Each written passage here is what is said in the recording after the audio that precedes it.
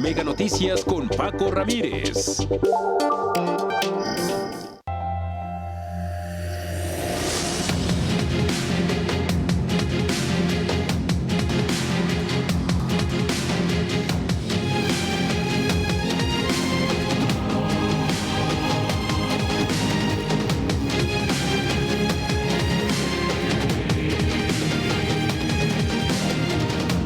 Yo tengo confianza en que el INE cumplirá su trabajo. ¿No decían que el INE no se toca?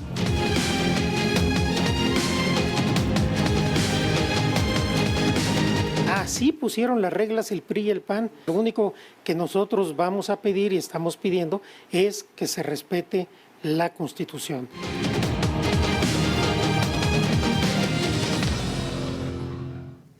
Semanas de definiciones para el futuro de México. Hoy se dio este nuevo paso en el camino de la consumación del llamado Plan C y las 18 reformas constitucionales propuestas por López Obrador. Arturo Saldívar se sumó hoy al gabinete de Sheinbaum con la mira muy clara: sacar adelante las reformas y en especial la del Poder Judicial.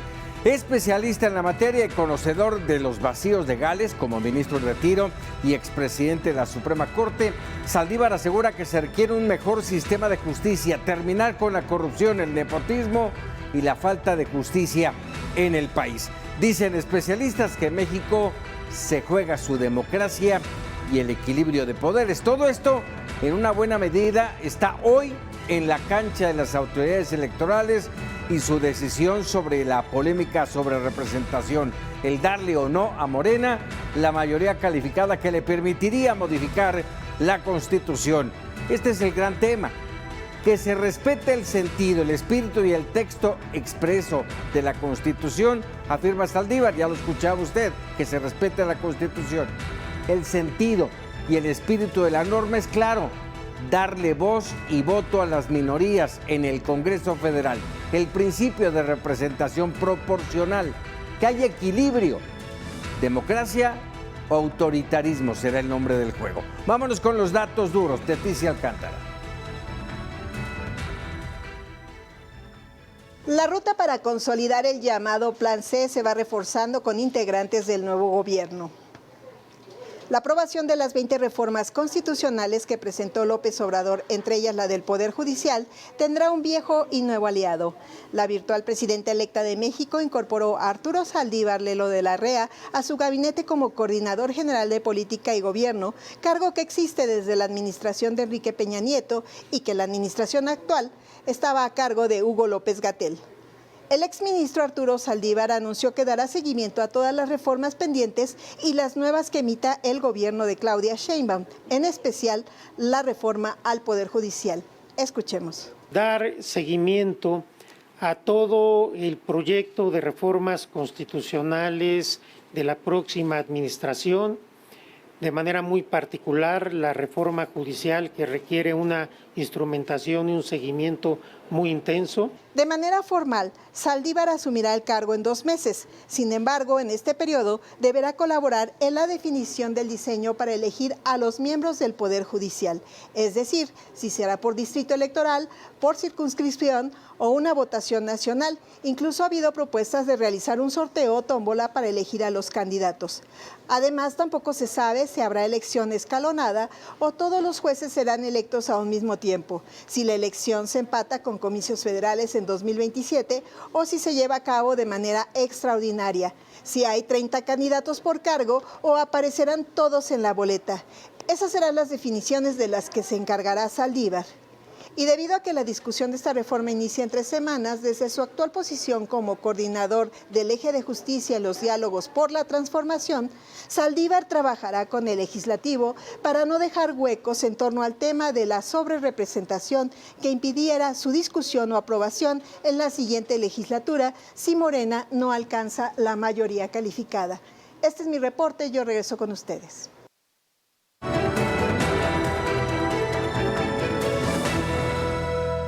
En palabras de Luis Carlos Ugalde, establecemos comunicación con el director general de Integralia Consultores. Luis Carlos, como siempre, un gusto poder platicar de todos estos temas aquí en Mega Noticias. Buenas noches y de entrada te pregunto una primera opinión de cómo ver la designación de Arturo Saldívar, este ministro en retiro, como coordinador de política y gobierno. Pues me parece primero que se trata de un cargo irrelevante, es decir, es un cargo que no tiene una función definida. Si yo te pregunto a ti qué hacía César Yáñez, la primera pregunta que me va a hacer, ¿quién es César Yáñez? Entonces, no es un cargo que tenga una función relevante, no es un secretario del gabinete. Da la impresión de que es un cargo honorífico, es darle un espacio, pero no es alguien que tenga una función legal ni constitucional. Eso es lo primero que quiero decir. Segundo, a mí me preocupa que una persona con tanta controversia, que ha sido tan ofensivo, que ha sido un factor de discordia, que tiene acusaciones graves de corrupción, como nadie ha tenido en el Poder Judicial, denuncias claras de tráfico de influencias, sea parte del equipo cercano de la nueva presidenta. Me parece muy desafortunado. Creo yo que se trata de estas cosas de transición en donde López Obrador ha querido imponer a muchos colaboradores y creo que eso es parte de eso. A mí me parece que es una mala noticia, pero también me parece que es una noticia irrelevante en la medida en que Saldívar no tiene ninguna función constitucional. Aunque llega con una misión muy clara, Luis Carlos, que es el tema de empujar, déjame decirlo así, de afinar y confirmar las 18 reformas constitucionales que el presidente ha enviado. Entre ellas, por supuesto, el Poder Judicial. Sí, así es, efectivamente. Se aprobaron en comisión, Paco. Eso no significa que se van a aprobar en el Pleno del Congreso. La razón por la que se han aprobado en comisiones es que si estas iniciativas del llamado Plan C de López Obrador no se aprueban en comisiones, se mueren el 30 de agosto. Es un proceso, un procedimiento legislativo. Se aprueban todas para que si se quieren retomar algunas de ellas, a partir del 1 de septiembre, que es una nueva legislatura, ello pueda ocurrir. Hay mucho nerviosismo en estos días de que ya se están aprobando. No, lo que se están aprobando son los dictámenes. Claro, una vez que se aprueban los dictámenes, ya pueden subir al Pleno. Pero Sheinbaum, afortunadamente, hoy dijo que no todas van como prioridad, que las prioridades son la reforma judicial sí y sí, pero la reforma para desaparecer los órganos autónomos no es prioritaria, tampoco la reforma electoral, sino solo la reforma judicial, la reforma para ampliar 2 programas sociales, uno de mujeres entre 60 y 64 años, otro para tema de pensiones del ISSSTE, otro para personas de ascendencia afroamericana, otra para el tema de prohibir la reelección, pero del paquete global de López Obrador, algunas solamente caminarán, afortunadamente, Paco. A ver, por lo que estás mencionando, entendería, y ayer lo comentábamos aquí, luego de escuchar a Claudia Sheinbaum, que le cuestionaban sobre estas iniciativas, con estas reformas, y decía, vamos a esperar, vamos a hacer las cosas con calma. Podría ser, por lo que tú estás mencionando, es que estas no caminen, pese a que pudieran tener ya la mayoría a partir del 1 de septiembre? Es decir, la más grave y la que sí va a caminar es la reforma judicial, desafortunadamente. ¿Definitivo? Es un hecho, eso es un hecho. Porque Claudia Sheinbaum lo ha dicho, porque ese es el tema nodal de López Obrador, eso es su acto de venganza de salida, esa es su obsesión. Y Sheinbaum no lo va a contradecir. Lo que está en discusión, Paco, es el alcance. ¿Van a ser los ministros de la Corte los que van a ir a voto popular o van a ser además todas las personas juzgadoras que son magistrados, jueces de distrito? ¿Cuántos de ellos? La segunda cosa que está en discusión es ¿en qué periodo? ¿Todos a la vez o a lo largo de varios años? Y la tercera es otras características, pero de que va la reforma judicial, va, ojalá sea una versión light, una versión de poco impacto. Y de tal forma, y el resto de las propuestas de López Obrador ya veremos cuáles. Yo creo que eso es parte de la negociación de la transición de Sheinbaum con López Obrador. De no ser light, como bien mencionas, Luis Carlos, ¿qué está en riesgo? Lo que está en riesgo, Paco, es que un sistema de Estado de Derecho frágil, deficiente que tenemos, se puede empeorar mucho. Solo quiero decir una cosa, el Poder Judicial efectivamente es un poder que está muy corrompido en México y en muchos lugares del mundo. Y muchos jueces son sobornados en el ejercicio de las funciones. Un coyote, un contratista, un empresario, una persona con recursos llega, le paga para que falle a su favor. El gran problema de esta reforma es que ahora la corrupción se va a adelantar, porque si yo soy una persona que necesita protección del Poder Judicial, yo voy a ir con Paco, contigo que quieres ser candidato a ser juez, y te voy a fondear tu campaña, te voy a dar dinero, y ya el solo hecho de querer ser juez va a requerir un acto de corrupción. Te voy a decir, ¿cuánto crees que cuesta ser ministro de la Corte? Ser una candidato a ministro y hacer una campaña te va a costar 30 o 40 millones de pesos, porque es una campaña nacional. ¿De dónde vas a sacar tú, que quieres ser candidato a ministro, 40 millones de pesos o 20 o 50? Pues se lo vas a pedir a alguien prestado y esa persona que te lo dé, te lo va a cobrar en el ejercicio del cargo. Por eso esta idea de que el pueblo purifica, no. Las elecciones de jueces y de ministros corrompen. Ese es el gran riesgo de esta reforma. Caray, bueno, y en parte de todo esto y del resto de las reformas está sin duda el tema de la sobrerepresentación. Es vital para todo ello.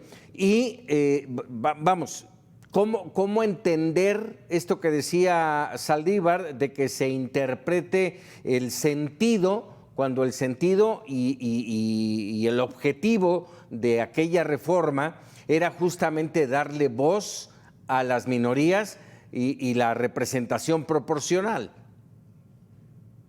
Hay dos maneras para resolver esto. Uno es la interpretación literal o letrista de la Constitución. Es decir, la Constitución dice que aquí esto se debe sumar por partido político. Pero los jueces modernos interpretan el texto. ¿Por qué? Porque estos textos que fueron diseñados en los años 90, hace 30 años, responden a una realidad diferente. Pero lo que hay que buscar proteger es el fin último de la Constitución. Nuestra Constitución busca que haya una república representativa y dos, que las minorías sean respetadas. Si uno busca cuidar ese fin último de la Constitución, entonces uno analiza que en los años 90 la figura predominante en México eran los partidos políticos. No había coaliciones. Las coaliciones son una figura que surgió después. De tal forma que si en los 90 se puso partido político es porque las coaliciones no existían, no eran relevantes. Si hoy en 2024 las coaliciones son la figura principal de competencia política, entonces debes adaptar, debes interpretar para cuidar que el fin último, que es lo más importante de la Constitución, se mantenga. Tú no puedes tener una república representativa si 54% de los votos se convierten en 75% de los diputados. Eso es una distorsión representativa. Si la Constitución establece en el artículo 40 que requerimos tener una república representativa, entonces los jueces electorales tienen que interpretar una norma y en lugar de que diga partido deben decir partido y coalición, y esa interpretación tienen la autoridad para hacerla. Por eso creo que ese es el tema nodal de este tema, Paco. Vaya, pues interpretación que no debería de ser porque la lectura es muy clara, ¿no? La lectura dice dos cosas. A, el fin de tener una república representativa es evitar que los partidos estén sobrerepresentados. Ese es el fin. Lo que pasa es que hace 30 años no había coaliciones y hoy sí las hay. Entonces, para proteger ese fin, tú tienes que interpretar y decir, la sobrerepresentación se debe calcular por partido y por coalición. Y de esa forma es la manera como deben resolver desde mi punto de vista, porque si se trata de leer el texto, pues entonces te vuelves una suerte, pues mejor le pedimos a un intérprete que lea lo que dice y se aplica a rajatabla. No, es correcto. La lectura moderna de las constituciones requiere interpretación progresiva, que significa hacer todo en beneficio de los derechos de las personas. Y aquí está el juego de los derechos de las minorías. Tú no puedes desdeñar que el 46% de las personas que votaron por otros partidos ahora van a tener solamente 25% de la voz.